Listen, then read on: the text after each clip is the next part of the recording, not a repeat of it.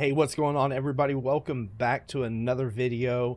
Today we're going to be talking about another hero loadout that was requested and happens to be one of my all-time favorite heroes in this game, and that's Paleo Luna. Paleo Luna is a monster at melee. She's just insane, and we'll get into the loadout and explain that here in a minute. But thank you for the comments on the last video. And feel free during this video, drop your comments down in the bottom as to what hero loadout you'd like to see for the next video, and we'll continue to just roll through those until hopefully we have every hero gone over as the commander and loadouts that you can possibly put with them. So with that being said, we're going to jump right into our hero loadout for Paleo Luna. So you can see over here on the right hand side, we got Paleo Luna obviously in there. She adds 9% as a commander, 9% of current health to melee weapon damage, which is huge. So health matters, and that's why the team perk that we'll run is Blast from the Past. I don't really suggest that you run any other team perk with Paleo Luna because her damage is primarily based around health. And Blast from the Past will remove all your shields and increase your health by 2%. So in essence, it doubles your health, which gives you more damage. So I don't really suggest any other team perk. I mean, if you want to run something else, that's entirely up to you. You may have something that works better for you. But generally speaking, when it comes to Paleo Luna, Blast from the Past is the best and only team perk. But like I said, that could be situational. So this is what I'm going to run. This is what I suggest using, and this is what I use. With that, to activate Blast from the Past, I have to have 2 Dino heroes. I choose to use Saurian Hide because Prehistoric Izza gives you shield, or while your shield is depleted, it increases your armor by 33. So you constantly maintain a 33 armor buff because you never have shield with Blast from the Past team perk. And because Paleo Luna is primarily a melee attacker, you're up close and personal with the husk, and a lot of times you're swarmed, so you need that extra, shield, extra, armor to increase, the the longevity of your playing. And then I can swap this out. I like Saurian Focus to regenerate energy if I'm going to use that, but I also like to swap out and use Ken, Prehistoric Ken for, or Jurassic Ken, I'm sorry, so that while my shield is depleted, it increases my ability damage by 20%. And if you want, you could use Parasaur Jess because abilities will actually heal you, though the 7.2% isn't a ton. It is still some healing, but I'll explain some other options for healing and why I feel it's necessary here in just a bit. But those are some other options. I really like Jurassic Ken doing that extra ability damage. With Paleo Luna, you get the Crescent Kick, you get the Smoke Bomb, and you get the Kunai Storm. None of which are like amazing, but doing a little extra damage is still nice. But for this, I'm going to stick with Fossil Southie for the extra energy. Then I really like to run going coconuts with this Crossbones Barrett because the coconuts are going to do multiple things, and coconuts are the strongest consumable item in the game because you not only increase your damage by 16% when you're affected by coconuts, but you get an instant heal plus healing over time on top of that damage. So the bonuses that you get with coconuts are insane, which is why I highly suggest using this. And now, like I was saying, when it came to being able to use Parasaur Jess, I would suggest that you have at least 1 to 2 healing support members in your group, because with Paleo Luna, you are up close and personal with the husk, and you will oftentimes get swarmed, and you're going to need health. And remember, the amount of damage that you do is based on how much health you have. So the more you can keep your health maxed, the better off you are, the more constant damage you're doing. So you want to keep your health as high as possible at all times.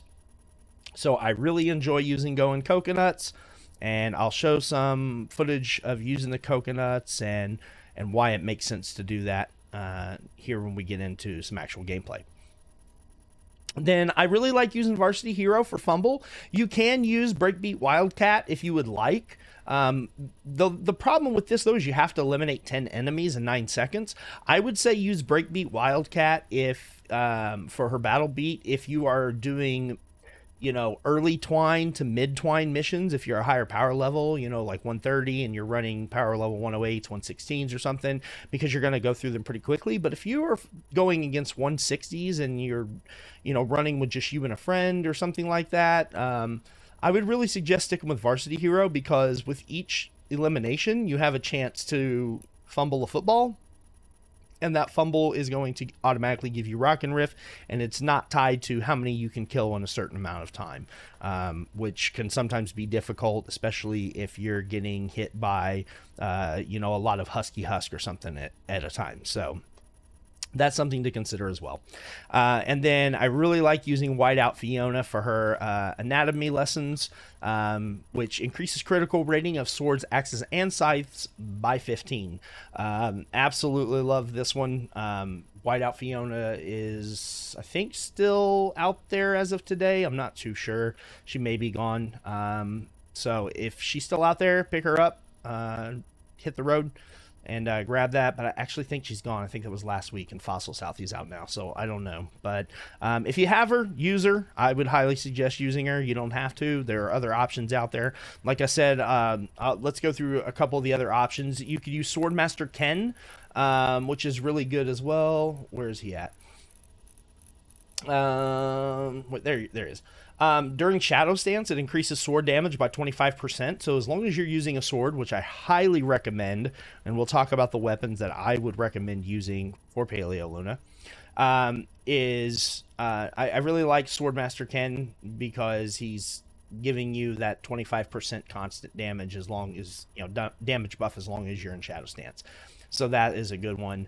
Then there is the assassination perk here, which gives you melee damage. So just damaging using melee grants you 1 stack of assassination, up to 5 stacks.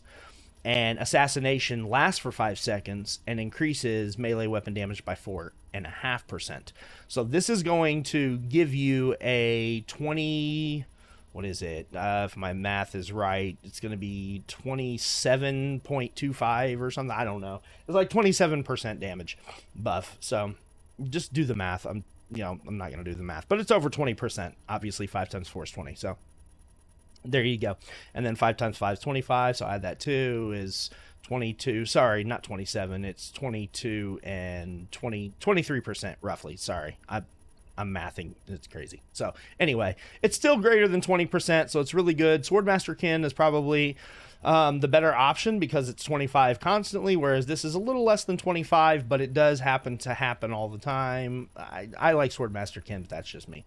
So there are some other options and some things that you can play with to swap out, but I will say the ones that I feel are must-have are going coconut. So you need to have Crossbones Barrett, and you need to have Prehistoric Izza. You've got to have those, and I really highly suggest Varsity Hero or Breakbeat Wildcat in there as well. So there's a few things you can change out, but I've spent enough time on this. These are some options, but this is the set that I like to follow. And now let's jump into some gameplay. Alright, so to save some time for this video, I went ahead and went around and collected some coconuts.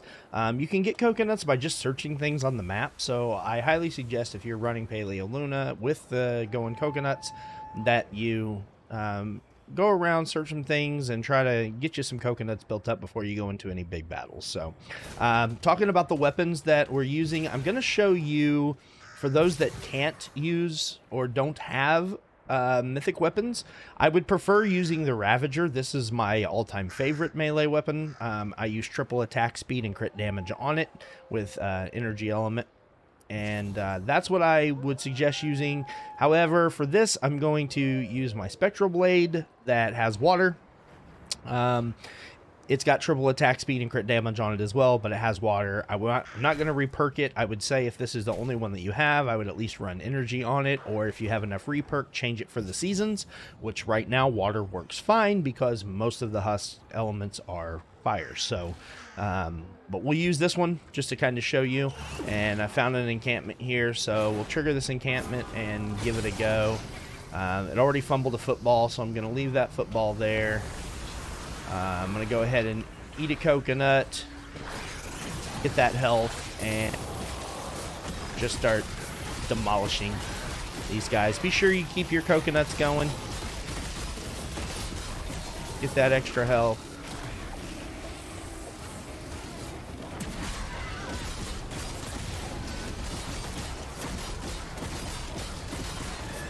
Like I said, if you're going in any kind of battle, you want to keep your health up, so keep those coconuts going. Use those as much as possible. Use your abilities if you need to. Eat those and go at them.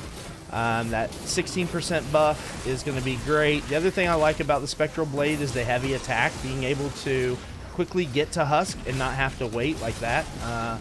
You know, I can just shoot across and grab them like that.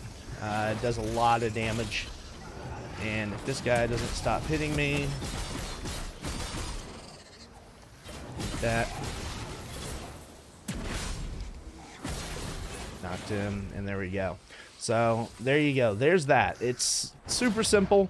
Great build, very strong, keeps your health up, keeps your power going. And look, I'm still getting those residual effects from the coconut. So we'll see if we can. Okay, good. Here's another encampment. So we'll go into this next encampment here.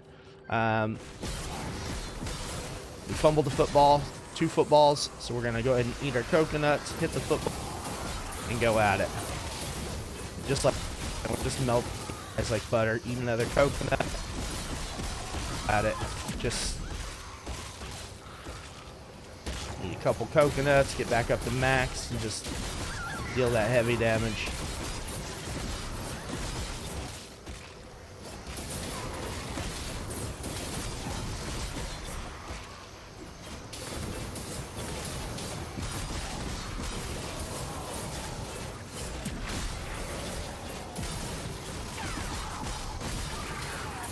I mean, this, you see why this is one of my favorite builds. I mean, Paleo Luna is insane. So as long as you have those coconuts, you're good. You're keeping your health up, you're wrecking things, and you're just destroying so much, and it's so fun to use.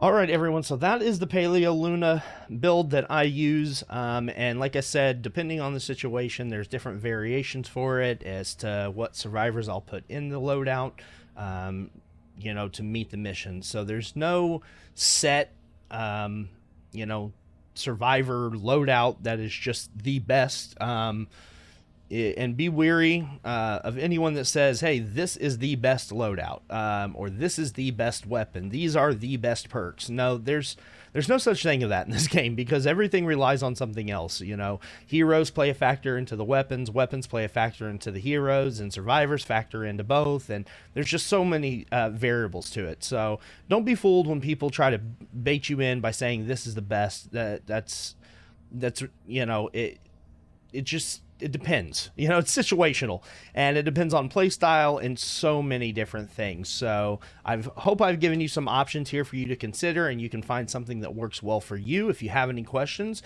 I've got my Discord link down in the description below. Feel free to come into our Discord, ask any questions. I'll be happy to answer. I've got some great mods in there and some very knowledgeable people in Save the World that will be able to answer any questions you have as well. And we're more than happy to provide any type of help and guidance for you. So once again, I hope you guys enjoyed the video, and hopefully we'll catch you in the next one.